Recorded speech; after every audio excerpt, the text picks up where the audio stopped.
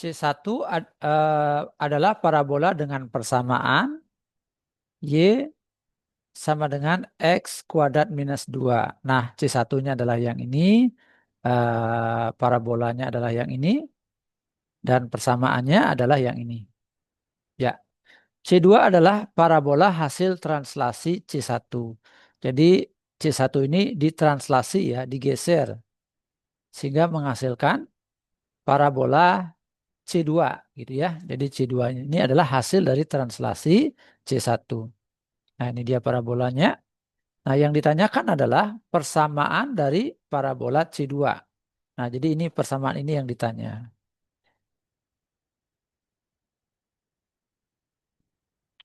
Ya, baik. Kita lihat. Ya, oke. Kita cari dulu translasinya ya. Untuk mencari translasinya, kita bisa menggunakan metode ini ya. Lihat puncak ini ya. Puncak mula-mula dan ini puncak bayangan. Nah, pergeserannya begini ya. Nah, kita bayangkan segitiga siku-siku, ya ada segitiga siku-siku yang membentuk panah ini. Nah, mana aja?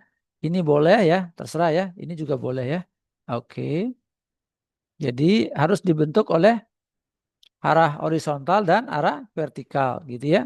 Ini berapa panjangnya? 1, 2, 3, 4. Nah, terus yang ini berapa? Ya, 1, 2. Nah, 2. Nah, berarti translasinya dengan mudah dicari, yaitu 4 satuan ke kanan dan 2 satuan ke atas. Maka bentuknya adalah 4, 2. Ya, jadi 4-nya positif karena pergeserannya ke kanan. Terus 2-nya positif karena pergeserannya ke atas gitu ya.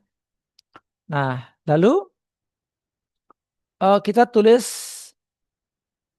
hasilnya ya. Misalkan ini melewati X, Y begitu. Melewati X, Y. Sedangkan bayangannya C2-nya ini melewati X aksen ya. X aksen, Y aksen. Nah, maka rumusnya bagaimana?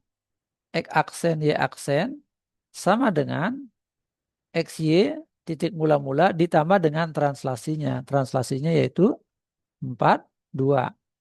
Nah, sehingga X aksen, Y aksen ya sama dengan X ditambah 4 lalu Y ditambah 2. Nah, gitu ya. Tinggal ditambahkan aja ini ya. Nah, selanjutnya bagaimana? Jadi X aksennya sama dengan X ditambah 4. Nah, yang mau kita cari adalah X-nya. Jadi X sama dengan, jadi X yang ini sama aja dengan X aksen dikurang 4.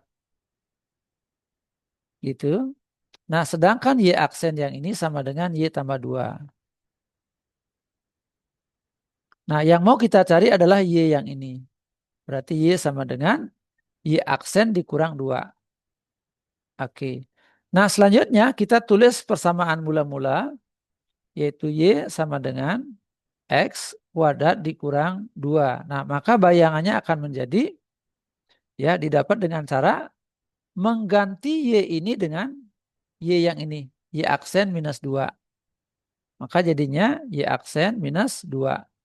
Sama dengan, nah sedangkan X yang ini kita ganti dengan ini. X aksen dikurang 4. Kurung ya. X aksen dikurangi 4. Pangkat 2 dikurang 2. Gitu. Nah, aksennya boleh kita hilangkan, tidak diperlukan lagi. Dah kita tulis Y-2 gitu aja. Terus ini X-4 dikali dengan X-4. Ya, karena dia kuadrat ya. Jadi X-4 kali X-4. Ini Y-2. Sorry, min 2-nya langsung aja kita tiadakan. Kan udah habis dia ya. Min 2 saling meniadakan. Maka jadinya Y sama dengan X kali X jadinya X kuadrat. X kali min 4 jadi min 4X. Min 4 kali X jadi min 4X. Lalu min 4 kali dengan min 4 jadinya plus 16.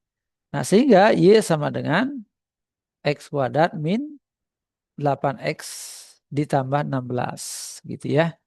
Nah, maka jawabannya adalah yang A. Ya, oke.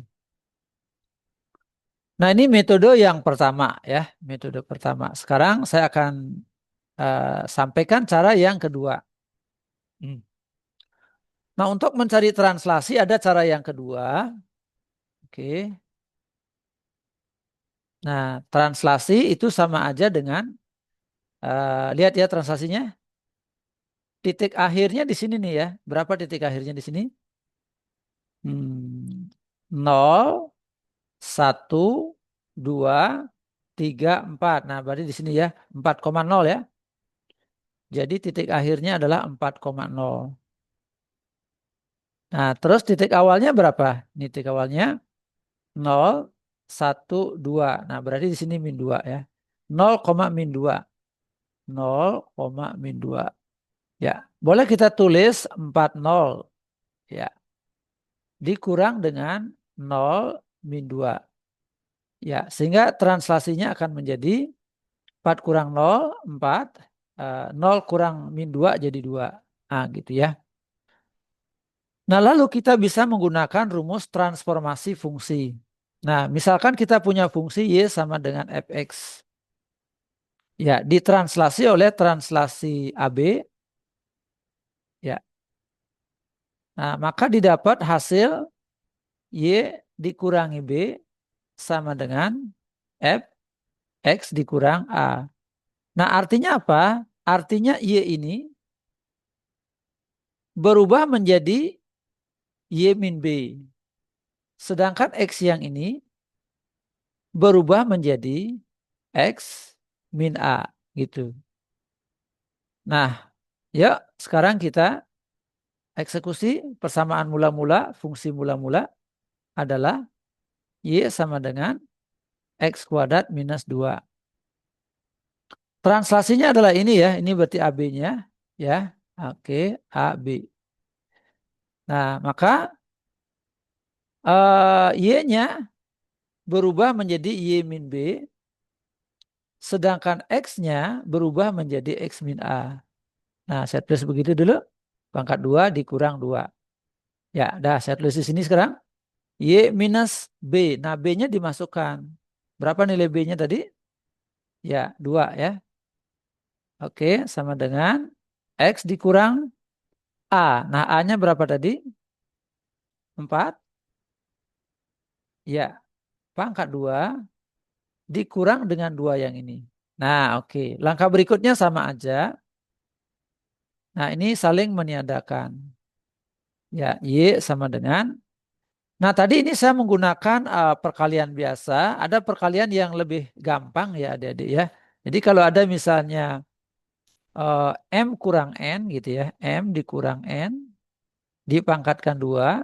Kita bisa menggunakan rumus M kuadrat minus 2 kali M kali N ditambah dengan N kuadrat gitu ya.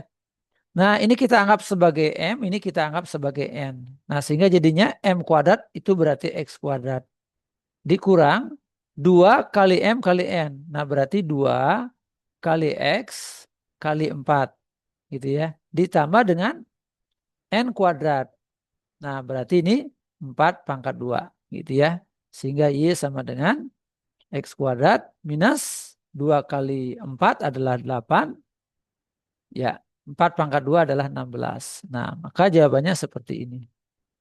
Jadi jawabannya tetap A gitu ya.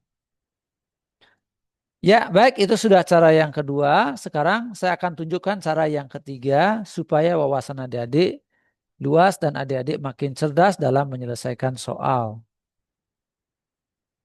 Nah, adik-adik yang belum subscribe, silakan subscribe dan aktifkan lonceng notifikasi. Sehingga pada saat adik-adik membutuhkan, kalian gampang menemukan channel saya. Nah, baik kita lihat adik-adik ya. Ini kan puncaknya di sini ya, puncaknya di sini. Jadi bayangannya memiliki puncak berapa? Titik puncak dari bayangan adalah ini ya. Berapa tadi? 4,0 ya. 0, 1, 2, 3, 4. Nah, ini 4,0. Nah, ini kita sebut X puncak. Ini kita sebut dengan Y puncak. Nah, persamaan parabola C2 ini bisa kita cari dengan rumus Y sama dengan A X dikurangi X puncak pangkat 2 ditambah dengan Y puncak. Y sama dengan A-nya sendiri berapa? Nah, A-nya sendiri sama aja dengan A yang ini ya. Jadi kalau parabola ditranslasi nilai A tidak akan berubah. Nah, ini A-nya berapa di sini? 1 ya. Oke, nah ini A-nya sama dengan 1. Nah, ini sama dengan 1. Lalu X dikurang 4. X puncaknya adalah 4. Ditambah dengan Y puncak. Nah, Y puncaknya tadi berapa? 0. Nah, maka kita akan mendapatkan X min 4 pangkat 2. Nah, hasilnya sama kayak tadi ya. X kuadrat minus 2 kali X kali 4 ditambah dengan 4 pangkat 2. Sehingga Y sama dengan X kuadrat min 8X ditambah dengan 16. Nah, oke. Saya sudah berikan 3 metode yang berbeda. Jadi tujuan saya adalah supaya adik-adik mengingat-ingat pelajaran sebelumnya. Ketika adik-adik belajar fungsi kuadrat dan sudah belajar metode ini, jadi dengan saya kasih cara ketiga ini maka adik-adik akan merefresh ingatan yang dulu. Ya, jadi ingat kembali. Nah, baik demikian penjelasan saya, semoga bermanfaat. Jangan lupa sebarkan video ini kepada teman-teman kalian sehingga mereka juga mendapatkan manfaatnya. Sukses selalu untuk kalian semua. Sampai jumpa pada pertemuan berikutnya.